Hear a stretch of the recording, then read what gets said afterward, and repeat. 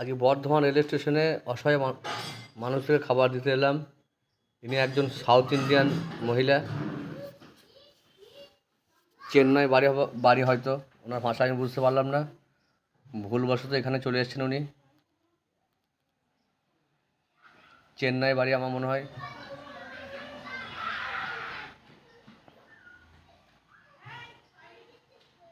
South ইন্ডিয়ানের মহিলা একজন মনে হচ্ছে, তামিলি ভাষায় কথা বলছে।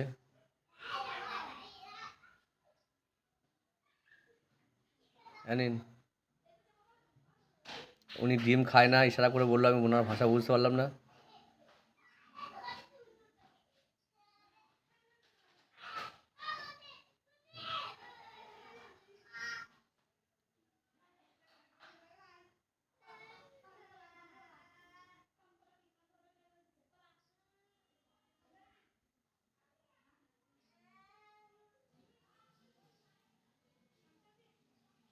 ঠিক আছে, না না, হ্যাঁ, ওনার ভাষা আমি কিচ্ছু বুঝতে পারছি না।